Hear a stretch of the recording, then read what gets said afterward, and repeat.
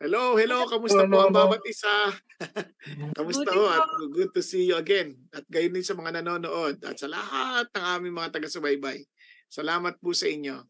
Kaya yung mga ngayon lang po nakapanood, ngayon lang po nakakita, nako, we encourage you to subscribe para ho masundan ho ninyo yung aming po mga talakayin at mga bagay na hinihingi ng payo po mula sa amin. At ulitin ko lang po, gusto ko lang po maging maliwanag. Ito po ay mga suggestions. Kaya ho, you can disagree and you may agree and disagree. Pero hindi ho tayo kailangan mag-away. Okay? Kasi, kumbaga, it's just an added factor for you to consider. Di ba? Hindi ho kami infallible na mga tao. And we just want to be of help to anyone na matutulungan. Okay? Para sa kalwalhatian ng Diyos. Amen. Sige po. Amen and amen. Ako, Okay. thank you po Kuya Bong. Siyempre, Kuya Erwin, ako, ang saya-saya ko po kasi siyempre, yung kapatid na naman.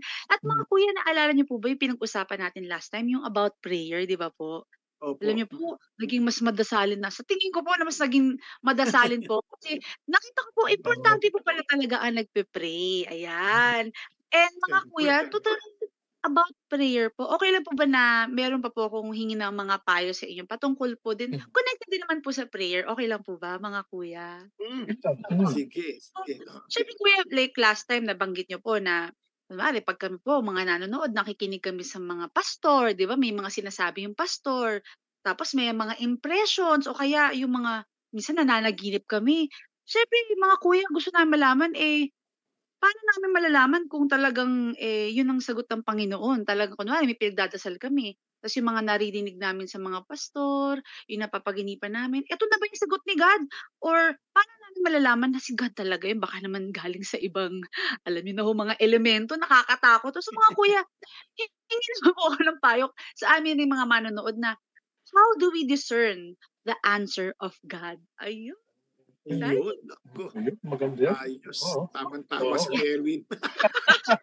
Liliwanagin ko lang. Unahan sa draw. Liliwanagin ko lang. Yung kasi may sinasabi yun kasi, nakikinig ka sa pastor, may napakinggan ka na sinabi ng pastor na may kinalaman sa panalangin mo. Tapos, panaginip, ang susunod ng na sinabi mo. Parang ang impression ko dun habang nagsasalita yung pastor, natutulog ka nananaginip ka. grabe naman, sabay-sabay. Hindi, joke lang. Oo nga naman. Oo. Hindi, oo. Unang-una sa lahat, yung how to discern kung yun ang kaloob ng Diyos at yun ang sagot niya sa panalangin mo.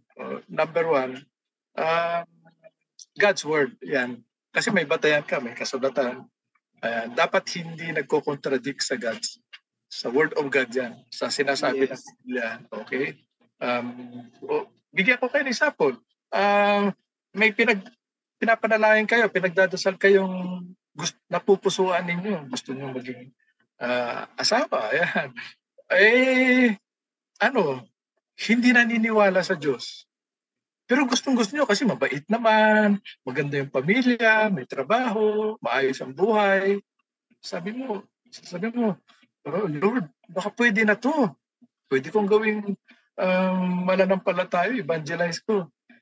Ano ba sinasabi ng salita ng Diyos? Do not be unequally yoked with unbelievers. Ibig sabihin, dapat hindi mag-contradict yung naisin mo sa sinasabi ng Diyos. Ngayon, yung do not be unequally yoked, hindi naman talaga sa marriage yun, pero ginagamit natin kasi ang principle dun, huwag kang makibahagi sa mga gawain ng mga hindi mananampalataya dahil ikaw ang mahihirapan. So yun example ko. So number one, God's Word. Dapat hindi magko-contradict sa salita ng Diyos. Yung sa tingin mo ay sagot niya. Okay? Yes. So number two. Agree ako dyan. Kuya Bong, number two. Hindi, tama yun. Hindi, alam niyo sa totoo lang, at Tosca, napakaganda ng tinanong mo, napakaganda niyang yung bagay na inahingi mo ng payo. Kasi nga, totoo naman na nakakalito minsan, di ba? And we want to do the will of God. We want to be sure na ang gusto natin yung kalooban ng Diyos. And ganda ng paalala ni John, no? Paalala ni John. Don't always believe everything you hear. just because someone says it is the message from God. Test it first to see if it really is, di ba? Kailangan i-test mo ng mabuti 'yon. So, ibig sabihin, huwag tayong magmamadali na kapag may narinig na tayo kaagad, yan na yun, yan na yun. Huwag agad. Kasi you have to test it. Minsan, baka malay mo, narinig mo lang yung sarili mo. Sarili mo Opo. lang. Kasi minsan, gusto mo, parang ang dali mong kahit sarili mo, kala mo, ang nangungusap si God, pero ikaw lang pala yun, di ba? Kaya sabi nga, there is a way which seems right to a man, but in the end, it's a way of death, di ba?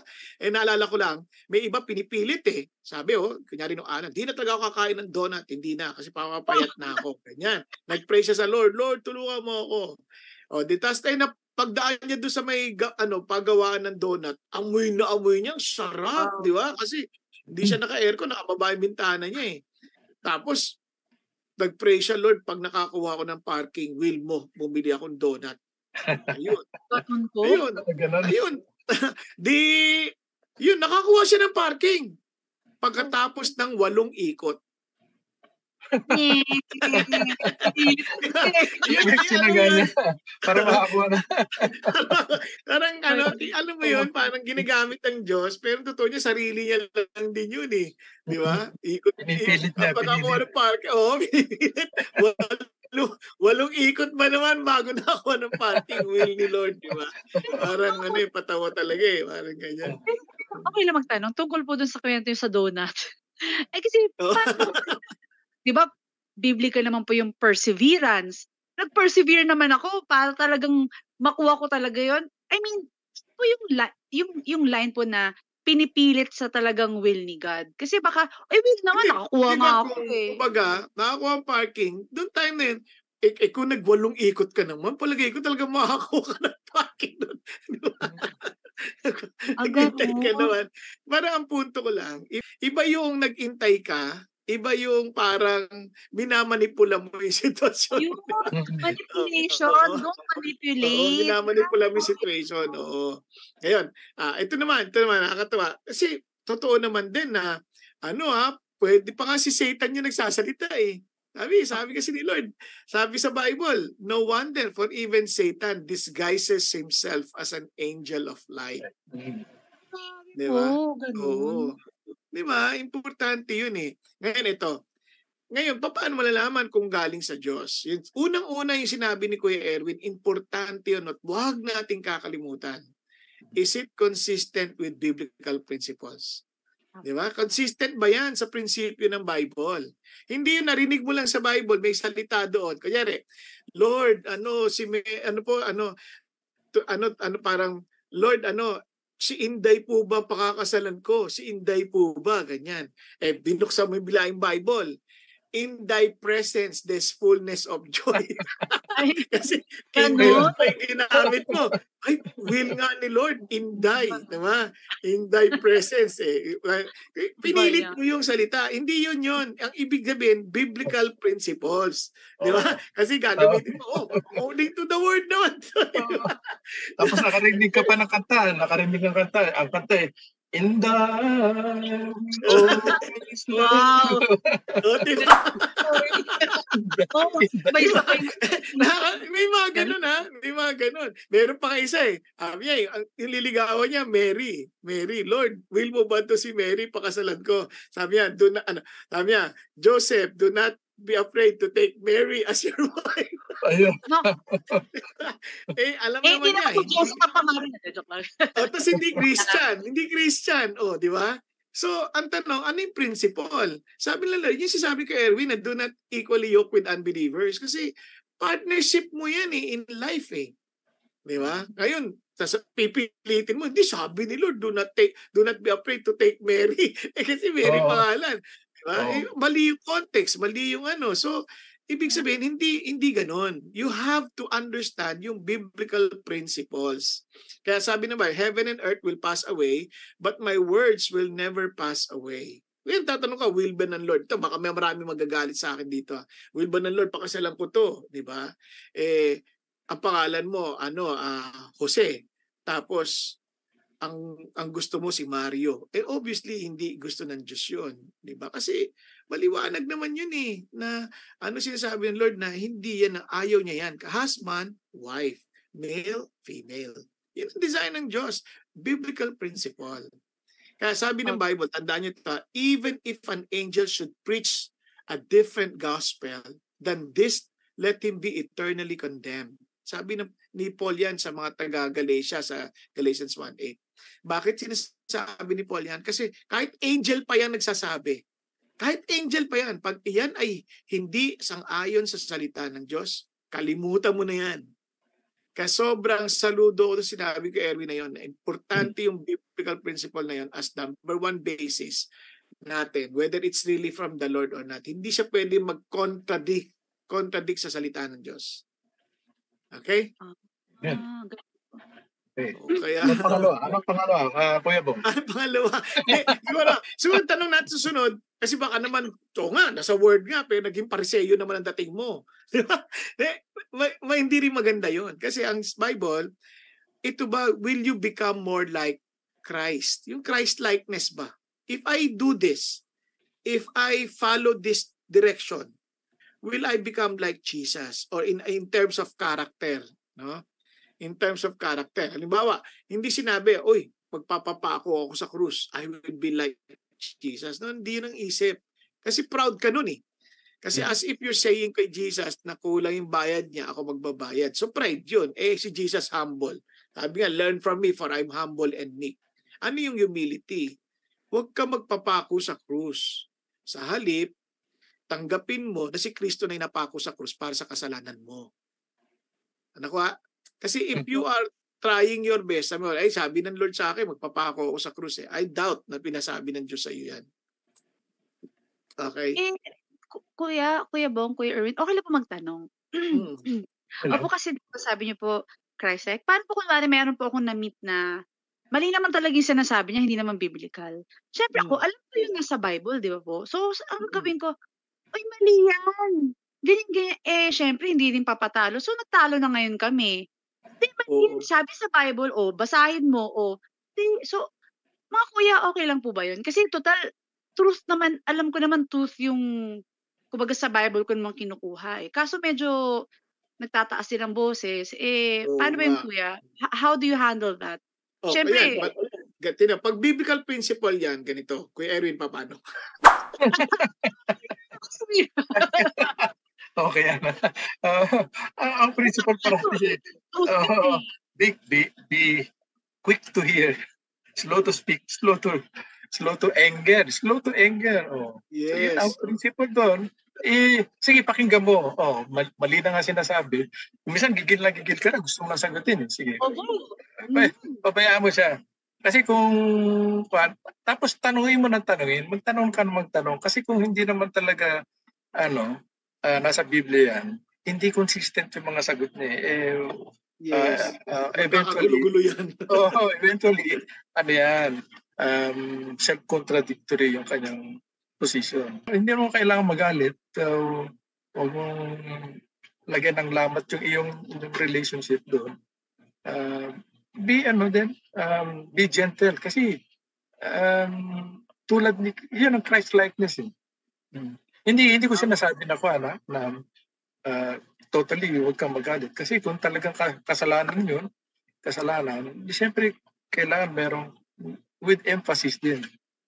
Oo. Tsaka sa principle ng scripture, gentle answer is more persuasive. Di ba? Ayun, tama yan. Tapos ang pangalawang principle ng Bible, speak the truth in love. Diba? Na ang motive mo, hindi mahal kita eh. Kaya kung mahal kita, ba't mo pinapagalitan? Di ba? Ba't mo kailangan awayin? Di ba? Sabi mo sa akin kung ano yung totoo. Huwag mo ko awayin. Minsan ganun eh. Maraming tao, akala nila pag mataas ang boses, pag malakas ang dating, tama. Hindi, minsan may tama yun eh. Kaya nga naglalakas ang boses yun para mag-take ng authority, pero kahit wala siya sa authority. Ang taong malaman, relax lang eh. Nanonood ako ng mga ibang kunyari yung isang mama alam mo tama yung pinagsasabi niya, kalmado lang siya eh. Pero yung wala sa lugar, galit na galit, talagang inaalippusta yung tao. Sabi ko, kawawa naman. So, pero alam Ah, mo wala sa katanoan yung yung nangaalipusta kasi Oo. defense mechanism lang yun eh. Correct, correct. Oh, amen. Amen ako diyan. Sang-ayon ito ako. po, 100%. opo, Kuya Bong, Kuya Erwin, ito po, sa tingin niyo po ba nagsasabi akong totoo? Tingnan niyo po, bibigyan ko kayo ng GCash mamaya. At Ayan. palagay ko Totoo. nagsisinumaling ka niyan eh. Ganyan yung mga parang Talaga? yung Grabe sabi ni naman. di ba, parang Biro, angel of light. kasi parang hindi na mangyayari, no? Grabe, Oo, huwag mo angel of light. bibiro. Hindi, actually, yun ang sasabi ni Paul. Sabi ni Paul, kaya alam mong yun ang test. In your life, sabi ni Paul, you must think and act like Jesus Christ. Yun ang sabi sa Philippians 2:5 eh. Di ba? Sa New Century Version. Ngayon, sabi, if you harbor bitter envy, selfish ambition, such wisdom, sabi niya, does not come from heaven, but is of the devil. The wisdom that comes from God is, look at the words, ito, napaka-importante pure, peace, loving, considerate, submissive, full of mercy, impartial, and sincere. Hindi yung parang nagmamatigas, di ba? Hindi ganon. Malalaman mo, mararamdaman mo yung espiritu. Maaring magaling sila magsalita dire-diretso, pero makikita mo yung espiritu parang, hindi dalisa ito, hindi mapayapa to, hindi mapagmahal, walang konsiderasyon. Kaya yung mga ganon, normally, yan parang, alam mo, hindi sila sincere sa buhay nila. Kaya, Ah, tayo rin, babantay natin sarili natin doon. Kaya alam mo, pag nakarinig ka sa Lord, galing ba sa Lord to? Natanong ko, sincere ka ba? Considerate ka ba? Naging submissive ka ba? Full of mercy ka ba? It reflects Jesus. It reflects the character of Jesus. thank you po mga kuya. Naku, talaga pong konti pa lang yan. Pero excited na po ako sa susunod na po. Marami na po akong natututunan ngayon pa lang po, mga kuya. Grabe. Ito crucial to. Kaya Erwin, tulungan mo ako dito Kasi sabi ko na, yung isang bagay nakita ko, kasi nung naging Christian tayo, naging part tayo na tinatawag na church or Christ body. Christ body. So in other words, hindi mo monopolize yung Holy Spirit. So hindi masama to seek wisdom from your leaders, to seek wisdom from kaya minsan malalaman mo rin, may mga appointed leaders tayo sa buhay eh. Kunyari, church leaders, government authorities, ganyan. Yung mga yan, sa couple, husband, appointed yan eh, leader, parents, di ba? Gusto malaman ng will ng Diyos, then ask the parents. Importante yung mga yon. Di ba? Teachers, basta especially yung mga people in authority na nagmamahal kay Jesus. So minsan ginagamit sila ng Diyos para ma-confirm kung will nga ng Lord yon. Halimbawa, Lord, ito na po ba yung lalaki na Hindi, magtanong ka sa magulang mo. Ay, naku, hindi naman mag-agree magulang ko. Imposible. No, okay. O tanong mo rin sa church leaders mo, baka matulungan ka nila, magabayan ka nila. Tama yan. Isanggunin mo parati sa authority. God's word, God's people naman. God's people. Kasi yan ang doon mo malalaman kung talagang yun ang will ni God o talagang sumagot na siya sa panalangin mo, sa mga request mo. So, tama. Agree ako 100% kay Kuya Bo. Di ba Kuya Erwin, ba yung blind spot niyan eh? Parang may blind spot ka eh. Na Correct. nakikita ng iba. Oo. So, doon mo matetest kung baka ikaw lang yan. Baka gustong-gusto mo lang. Pero pag sinabi ng mga leaders mo, hindi. Naku, doon magtetest. Ay, hindi na ako makikinig sa leaders ko. Oo. Kasi lalo na mga iba, tama yun, yung blind spot. Mga iba, may nakikita sila na hindi mo nakikita. Kasi ikaw, kunyari, ang pinagpipray mo yung God's best, sino pa pang asawa mo, siyempre in love ka eh. May konting, bagay tungkol sa napupusuan mo na hindi mo nakikita o kung nakikita mo na hindi pinapansin. Pero yung mga iba, mahalaga para sa kanila. Yes. So yun. So importante yun. Yung kaya sabi nga ng Bible, no, sabi niya, the wisdom of the righteous can save you. The wisdom of the righteous, yung mga mga kasama mo sa body of Christ. Kaya sabi na, God's intent that through the church, ayan, sabi sa Ephesians 3:10, the manifold wisdom of God, di ba, should be made known. Di ba? God's intent, intention ng Diyos yun, that through the church, ayan, yung buong katawan, that the manifold wisdom of God should be made known. Kasi ito isa sa mga bagay na napaka-importante, kung will ng Diyos, titingnan din mo yung spiritual gift na nare-recognize yan ng mga leaders. Kunyari, will daw ba ng Diyos na tumayo daw ako sa Diyos sa harapan mag-preach? Hindi mo gift yun. O, di ba? So yung church ngayon will balance and say, mukhang mali yung nadinig mo. Hindi kasi nakalagay ko doon, PC, na preach Christ. O yan. PC, nakita mo sa sa ulap, PC. Ganyan. PC sa ulap. Di ba? Parang will ni God, magpipreach daw ako. Tapos, lumalabas pa, saan yun? PC. Tapos, may CF pang ganyan. Oh, CCF. O, tumayo ka bigla. O, taka doon, gusto mag-preach sa CCF. O, di ba kasi, confirmed. Yung pala, hindi naman. Yung pala, plant, kamote, at the center of the field. O, yung pala yung ibig sabihin. Okay, plant kamote o PC. Doon ka na mag-preach sa harapan ng kamote. Hindi kasi ika-clarify mo kasi baka di mo gift di ba? Hindi, totoo yan. Oo. Naku, marami akong alam dyan tungkol sa mga parang hindi naman yun ang gift nila pero pinipilit nila. Yan. Pinipilit. Hindi, kunyari, ako, wala ako sa tono. Ipipilit ko na maging member ako sa choir. Yun, Tuwing kakanta ako, sasabihin ng conductor, parang sinasapian to. Ito. Isa rin yan, Tosca, sa tinatanong mo, consistent ba to sa calling ko, sa God-given calling ko? Diba? Gifts. Hindi niya ipapagawa isang bagay na labas sa calling mo. Kasi, di ba? Kunyari, kumanta ka sa stage, talaga naman di ka marunong kumanta. Alam ka naman. Di ba? Tosca, langoy ka sa dagat. Naku, nalunod na ako. Hindi ka marunong lumangoy. Imposible naman yun. So, pwede ba yung mga kuya na, pag ipipilit natin yung gusto natin at hindi naman talaga yung calling ni God, pwede po ba tayo talaga mapahamak o hindi pa tayo, lalo pa tayong makadisgrasya kung ipipilit natin yung gusto natin? Yes. Oo. Hindi ka lang mapapahama. Mamamahamak ka pa ng iba. Naalala ko yan mayroong mapilit gusto mag-lead ng worship, gusto maglingkod sa Diyos, with ng Lord. Mabuting gawa yan Parang kakanta siya. Wala talaga siya sa tono. O di yung buong mga kongregasyon naiinis, halit na bless sa Lord, galit. True story po yan? Kasi ano ba yan? Sino ba yung kumakanta na yan? Nakakainis. Parang basag na plaka. Ganyan. Dapat luwag na lang pakatin. Kung kakanta siya, rap na lang, rap. Masama, rap na lang, wala pa sa tono. Kahit wala sa tono.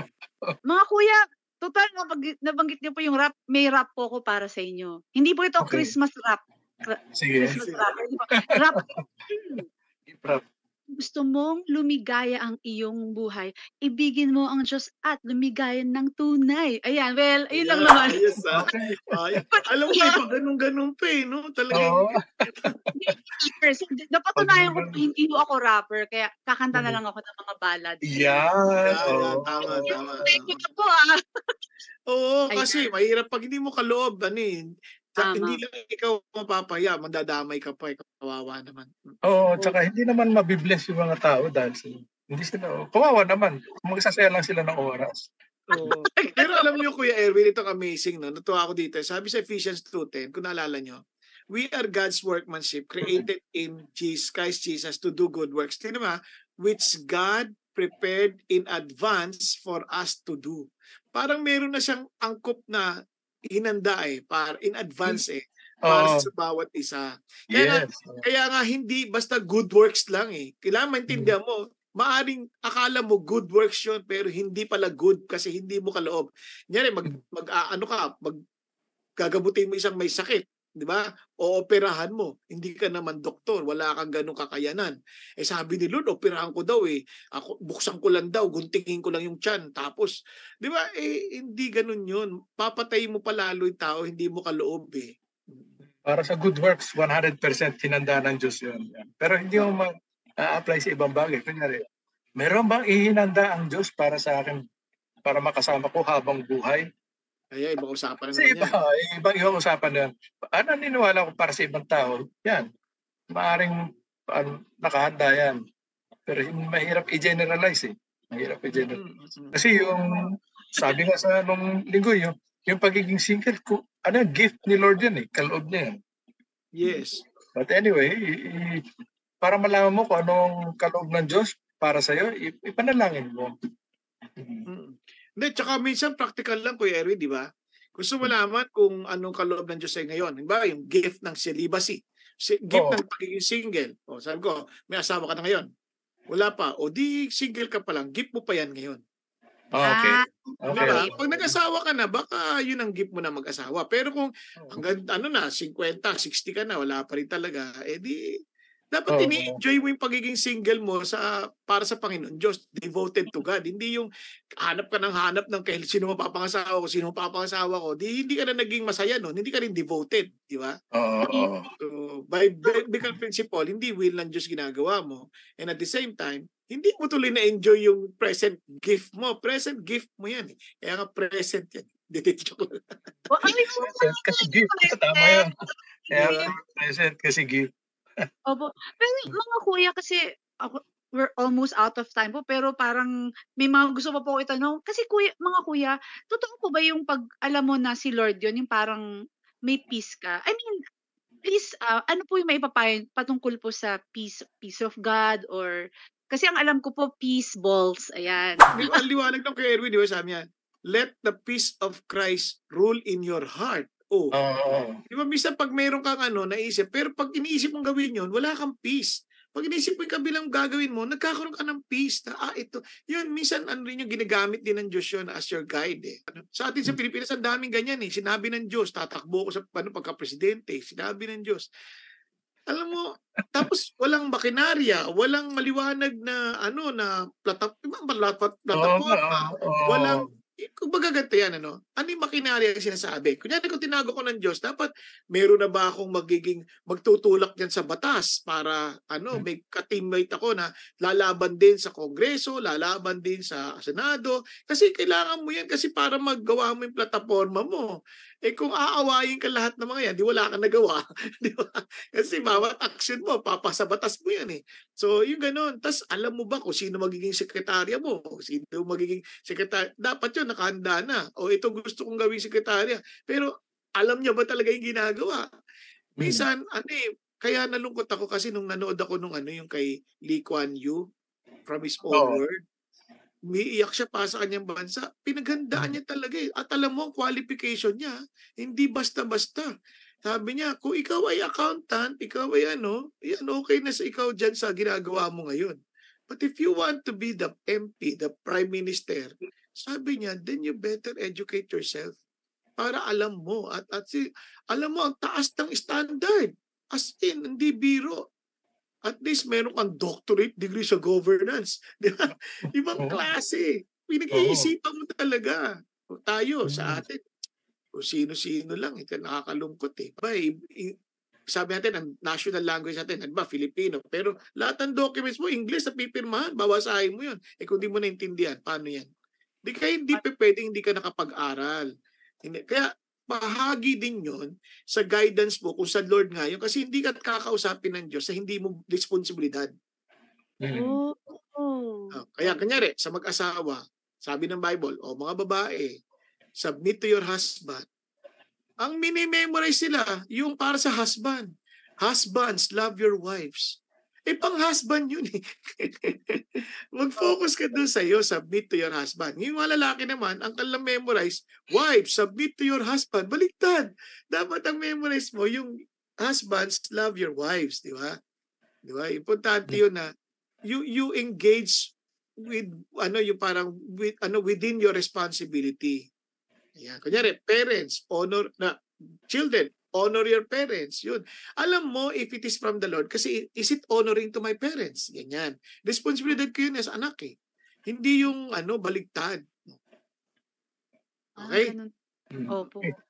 Mga kuya, last na lang po kasi, hihingan ko na po kayo ng payo pero parang nabanggit po kanina yung patungkol po sa condemning or convicting related po sa how to discern the answer of God. Ano yan, di ba? Alam mo kapag si Lord, convicting yun eh. Pagka-condemning, hindi sa Lord yan. Pag sinabi ba, wala ka talagang kwentang tao. Narinig ko talaga, sinabi sa akin, wala daw kwentang tao. Nagpe-pray ako, wala akong kwentang tao. Hindi galing kay God yan. Kapag condemning, si Satan yan kasi accuser of the brethren yan eh. Pero ang sa Diyos, convicting. Ko-convict kami kasalanan, kaya sabi sa'yo, mag-repent ka na. Lapit ka na. If you confess your sin, He is faithful and just to forgive us and cleanse us from our unrighteousness. Ganun ang ating Diyos. Hindi yung wala ka na, talaga na sa impyerno ka na. Dahil, ganun, hindi, yun, normally, hindi galing kay Lord yun. Ang kan Lord, i-convict ka niya para mag-repent. Tama ba ako, Kuya Erwin? Oo, tama. Hindi siya magko-condemn. Yung parang, yung sinasabing, feeling mo wala po kayong kwentang tao, gano'n. Hindi po galing kay God yun. Hindi po. Oo. Opo. Because Pero you are di ba, fearfully and wonderfully made eh. Biblical principle pa lang eh. You're Opo. fearfully and wonderfully made. So, ganun ka-importante and Jesus Christ died for you. Di ba? Paano ka walang kwenta? Namatay siya para sa'yo. At ino-offer ang kanya ng friendship. Opo, mga kuya, please help me on this. Hingi lang po ng payo. Actually, kasi may mga times pag nagpe-pray ako, biglang naalala ko lahat ng mga hindi magandang ginawa ko. So parang I feel like, Lord, sobrang makasalanan ako. Yun, galing po ba kay God? Yun kasi pwedeng may thin line sa kung kasalanan ko kaya wala na akong kwentang tao. Kaya paano ko malalaman na ano ba 'to, kay God ba 'to galing? Kasi naalala ko lahat ng mga atraso ko na wala ka ng pag-asa talaga. Pero yung remorseful ka naman sa ginawa mo. Kuya, please help me on this. Parang sa mga nanonood natin, parang what's the thin line between yung remorseful ka sa kasalanan mo ta's biglang you feel like wala talagang masama ka talagang tao. Kuya, please. Ano ba, tama ba yung tanong ko? Yun po, mga kuya. Tama. Naintindihan namin. Kung kasalanan ka Thank you. talaga eh. Ganyan talaga yan. Hindi. Joke lang. Sinabi na ako ni Lord, di ba? Wala na pag-asa, gano'n. Kuya Erwin. Oo. Hindi, okay naman yung iko-convict ka ni Lord. Talagang ramdam na ramdam mo, malungkot ka, ganyan. Pero yung idea, yung thought na wala kang kwenta, wala kang kahihinatnan, hindi galing kay God yun. Yun ang sinasabi ni Kuya Bo. Yung sinasabi niya na, mali yung ginawa mo, iba yun sa, wala kang kwenta. Iiwalay mo siya. So, kahit na ako na-experience ko yan eh. Na okay na, maayos ang buhay ko. Tapos, isang one moment, biglang maalala ko yung isang kasalanan ko na ginawa ko matagal na. Iko-confess ko agad yon, Lord. Sorry, na-confess ko. Kasi alam ko, na pag hindi ko kinonfess yun, ipapaalala sa akin ng diablo yun. Ay, grabe. Gagamitin sa akin yun. Pero pag kinonfess ko na yun, alam mo, hindi ko na naalala. Kasi kung maalala ko pa ulit, sasabihin ko sa diablo, na-confess ko na yan, pinatawad na yan. At doon, may confidence ako. So, kung may maalala ka mga wrongdoings in the past, okay lang, i-confess mo yan. Kasi, para wag mong gamitin yan ng ating kaaway. So, yan. Yung sa case mo, siguro aabutin ka ng ilang taon yan. Grabe naman. Hindi, joke lang.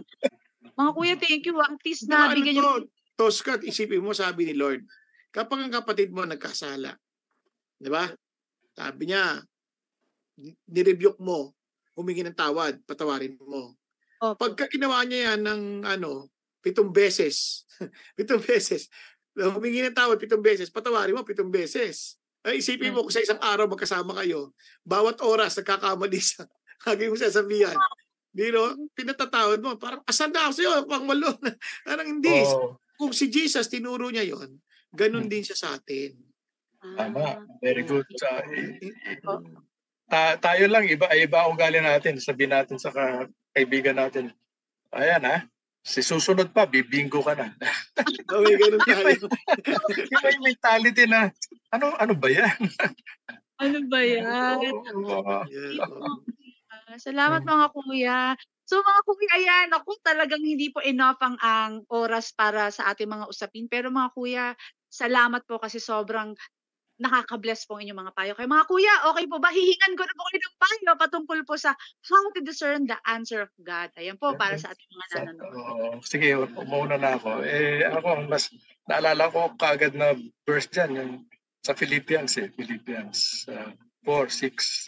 Be anxious for nothing, but by prayer and supplication with thanksgiving. Yan parati. With thanksgiving. Let your request be made known. And the peace of God which surpasses understanding will guard your hearts and minds in Christ Jesus. So, kung ano man ang ipanalangin mo, kung ano man ang suliranin mo, panalangin mo, kung ano ang i-request mo, huwag kang mahihiya sa Diyos. Baka hindi na ako patawarin nito. Hindi, panalangin mo. With thanksgiving, parati may pasasalamat. Yun ang, sa tingin ko, isa yun sa key towards an answered prayer with thanksgiving. So kung habang kahit na napaka-komplikado ng mga request mo, kung magpapasalamat ka sa Kanya, kasi sabihin mo, Lord, nagpapasalamat ako sa iyo kasi kahit na anong sagot mo, alam ko yun pinakamabuti para sa akin. So yun. Thank you. Thank you po Kuya Erwin. Nakaka-bless. Sobrang na-bless ako doon. Yay! I'm sure po yung mga nanood natin na-bless din po. Kaya Kuya Erwin, hingan na rin po natin ng payo si Kuya Bong. Ayan po. Ayan, ako. Napakaganda kong paalala sa atin to. Sabi ni Jesus, my sheep hear my voice and I know them and they follow me. Alam nyo, ang Panginoon Diyos ay talagang nakikipag-ugnayan sa kanyang mga tao, sa kanyang mga tupa, ginagabayan sila. Kaya hangad ng Diyos na makilala natin ang kanyang tinig. Na tulad din ng mga tupa, hindi naman yan automatic na alam na kagad yung boses ng kanilang pastor. Dahan-dahan habang sila'y tumatanda, natututunan nila, ito yung boses ng aking pastor. Ito yung boses na. So, as we always meditate on His Word, as we always listen to Him, as we follow Him, basta kahit anong yan, by faith, sundin mo. Then you will realize, ito pala, ganito pala makipag-usap ang Diyos. Ganito pala niya ginagawa, ganito niya pala ina-apply, ganito niya pala ina-express ito sa akin. And as you practice, magugulat ka, nagiging asintado ka rin sa pakikinig sa Panginoon.